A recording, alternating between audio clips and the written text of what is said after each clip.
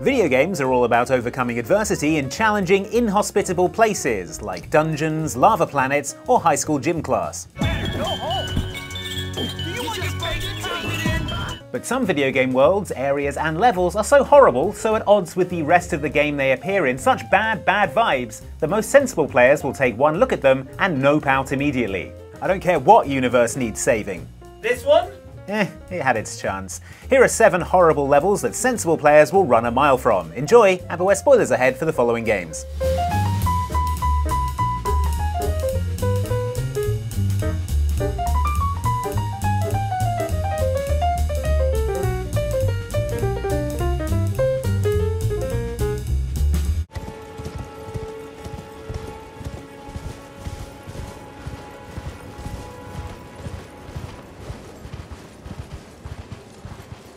In Elden Ring, when you first emerge from the tutorial area, blinking in the sunshine, you are in the area of the game known as Limgrave. It's a pretty grim place, all things considered, with weather that veers between overcast and pissing it down, and horrible monsters everywhere. Not to mention the jerk soldiers who parade around the place looking to kick your head in if you disturb their important business of sitting around being jerks. Man, what an awful place, you might think to yourself at this early stage of the game. Truly the world of Elden Ring is a dark and inhospitable one. And then you go to Caelid.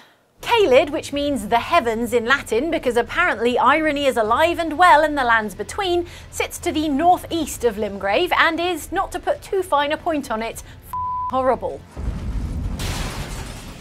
The first thing you'll notice is the sky, which is an ominous blood red colour, and the background music, which sounds like 1,000 screaming flies doing karaoke with a ghost.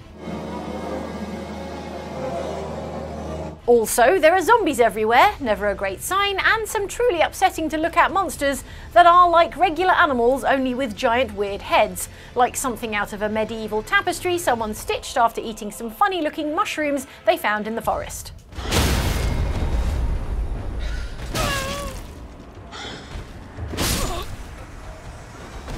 Perhaps it's just the outskirts of Caelid that are horrible, and it's actually nice when you get further in, you might be thinking to yourself. And if you believe that, then great news, I hear that Winds of Winter is coming out later this year. Because slap bang in the middle of Caelid lies the Swamp of Aeonia, a huge lake of decay that not only contains gruesome monsters and a rock-hard boss, but that will also constantly infect you with deadly scarlet rot that will shred your health bar and kill you stone dead in seconds. You know, in the other direction from Limgrave is Liurnia of the Lakes. And what's that like, I hear you ask?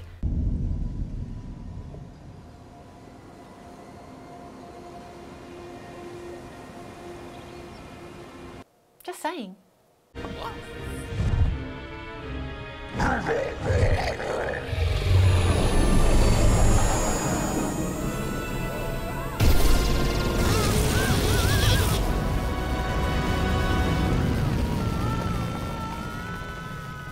You remember Super Mario Odyssey? It's that cute platformer that has more colours than a jumbo box of Crayolas. There's the candy floss skies of the Cloud Kingdom, the stunning turquoise waters of the Seaside Kingdom, and the Luncheon Kingdom, which looks like what an 8-year-old would throw up if it was given free run of the Haribo factory.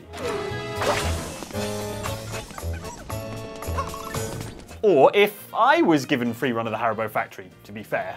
Given that you spend most of Mario Odyssey wondering whether the saturation setting on your TV has stuck on 100%, it's a bit of a surprise towards the end of the game when you crash land in what's known as the Ruined Kingdom. With its roiling storm clouds, swarms of bats, and crumbling gothic towers, it looks like a level that was rejected from a Dark Souls game for being too depressing.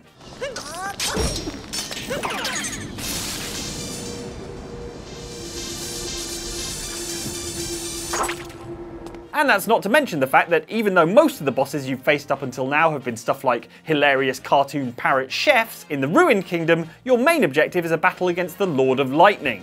He's a terrifying photorealistic dragon who fires purple lightning buzzsaws at you and can only be defeated by pulling stakes out of his skull.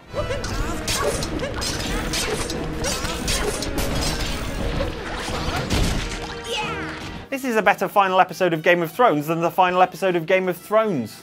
And when the creative director of Dark Souls, Hidetaka Miyazaki, talks about designing bosses that are once magnificent beasts doomed to a slow and possibly endless descent into ruin, surely this downbeat dialogue with the defeated Lord of Lightning is exactly the sort of thing he's talking about. Either way, one thing's for sure, the Ruined Kingdom is definitely the bleakest thing in Mario Odyssey. Well, unless you consider the fact that every time Mario throws Cappy onto a creature, he possesses them and their terrified consciousness is probably still imprisoned in a physical form they can no longer control. Yeah, come on. Probably best not to think too hard about that one, eh? That's the old passage to Ravenholm. We don't go there anymore. The Half-Life 2 level in which you visit our next location, Ravenholm, is called We Don't Go to Ravenholm, and brother, it's not because the local indie music scene is terrible. Ravenholm used to be a mining town until it came under fire from Combine headcrab shells, which are missiles full of headcrabs that pop open and turn the local population into shrieking zombies.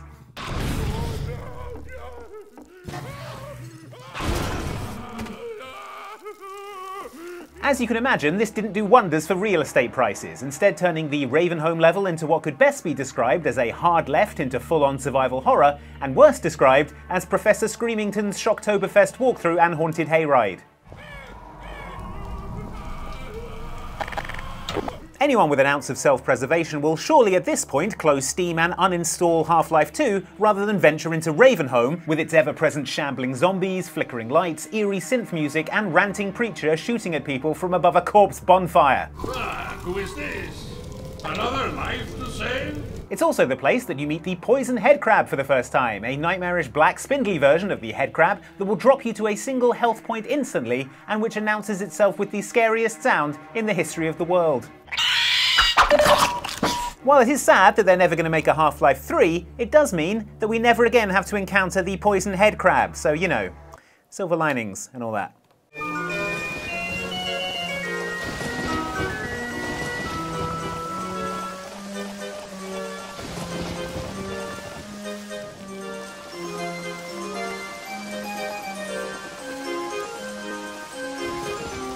If you ever played N64 Classic, The Legend of Zelda: Ocarina of Time, then you'll remember Kakariko Village as home to the windmill, the potion shop, and most likely your brutal assault by many, many chickens.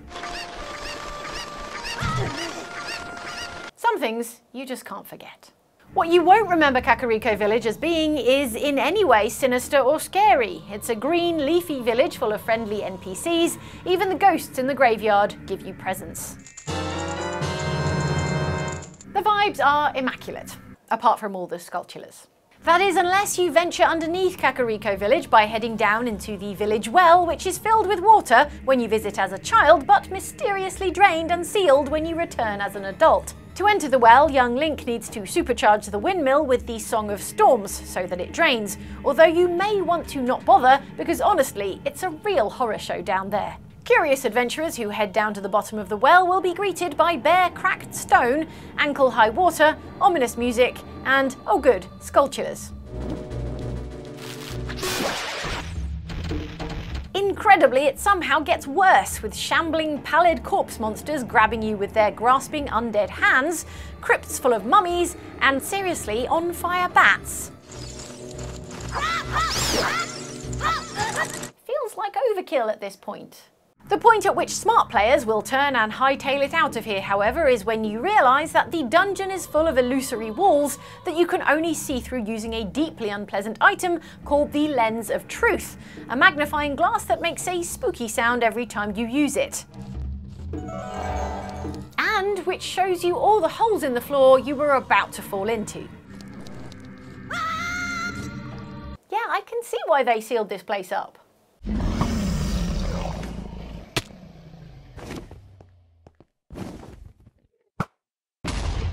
One of the most popular games in history, Minecraft, has no time for a plot. Instead, it's a huge sandbox where you create your own fun, and by fun, we mean giant rude sculptures.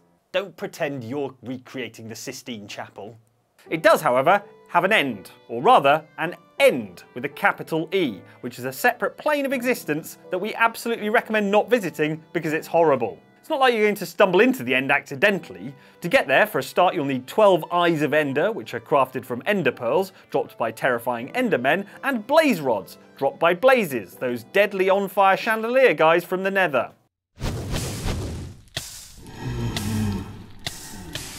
Then you'll need to find a stronghold with an end portal, and then you need to put those Eyes of Ender into the slots around it, and then you can finally go and visit the end, which again, we would not recommend. End portal! Endermen everywhere. Endermen, no. So welcome. This is the end. You'll see why when you arrive and are immediately confronted by like 20 Endermen, easily Minecraft's worst enemy due to their Slenderman-like appearance, horrible hissing, and ability to teleport around the place and kill you.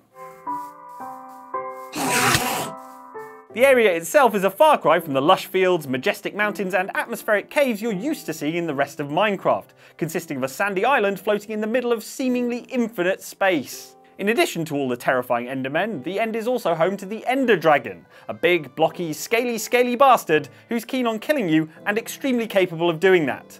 That's the bad news. The good news? There's no way to leave apart from killing the Ender Dragon or dying. Oh wait, that's actually also bad news. Well.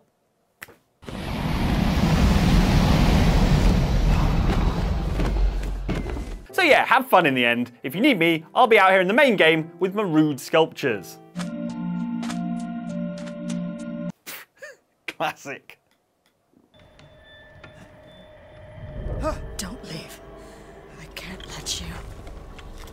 You're still alive, huh? You better try to be cool before my friends murder you! It is true that the majority of Resident Evil Village is bad vibes. In fact, the opening 5 minutes is pretty much the only non-horrifying part of the game. Not even that if you're playing in VR.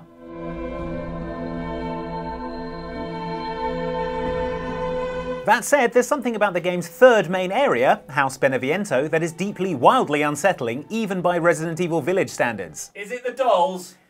It is mostly the dolls. But also, up to this point, the horror in Resident Evil Village has been very straightforward and in your face. Or more accurately, in your hands.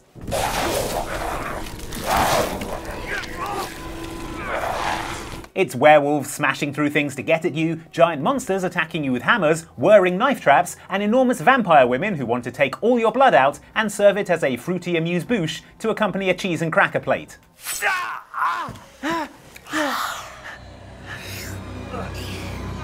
While none of it is exactly pleasant, at least you know where you stand. Usually in a pool of your own blood, looking in astonishment at your ruined fingers. Stroll into House Beneviento, however, and it's clear you're in for a whole different kind of horror, not least because the second you walk in the door, there are dolls everywhere, and a huge oil painting of the house's occupants, a somber-looking woman, and her ventriloquist dummy in a wedding dress. Seems normal and good. Venturing further into the house reveals, yes, more dolls, and an elevator leading downwards, which, if you ask me, sensible players will ignore entirely, heading back out into the village to take their chances with whatever mummies and Frankensteins happen to be wandering around back there. Ignore every sensible fibre of your being that's telling you not to take the lift downstairs, and you're on your own. Well, mostly on your own. There are about 1,000 dolls and a mannequin of your dead wife and a terrifying baby monster. Did we mention that the game takes away all your weapons for this bit?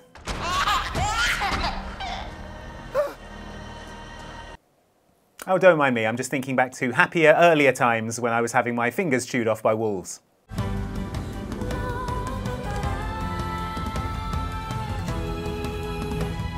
Colour has an important effect on how we perceive things. For example, if all the colour were to drain out of this shot, and some spooky music were to start, you'd start to feel a little bit on edge. Maybe a bit depressed. I mean, what's really the point of doing another entry in this list? What would it achieve? Well, it takes us to 7, which is the number we always do for some reason. All right, gotcha. This, however, is exactly what happens in action RPG Nier, when you approach the level in the game known as the Manor, a somber-looking stone mansion in the southern plains that turns everything around you black and white as you approach it.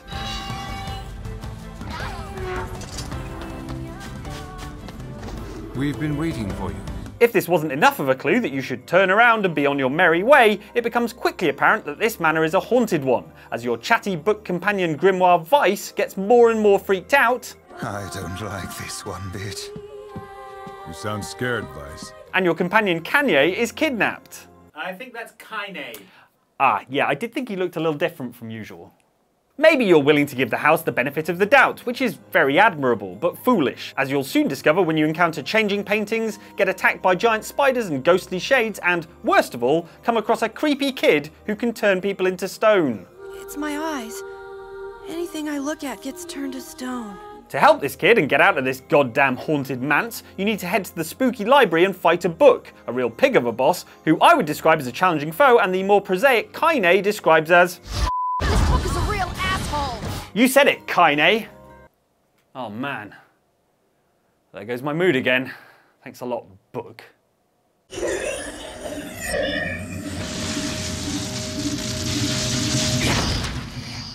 Hey, thanks for watching this video about horrible levels that sensible players will nope out of immediately. The opposite of that is nice videos like these two. They're both lovely and not at all what I'm talking about here. They're like the opposite. That's why I put them in. But if people haven't noped out this video, then they're real sick puppies. Hey, yeah. Yeah, that's right. Well, no, wait. Don't listen to Mike, he's being mean. Listen to me, Andy, I'm your friend, he's the bad guy. I can help you out with these two videos. I'm the good cop. So click on one of these and you'll enjoy it. It'll be a good time, right? We're friends. Let's go for it.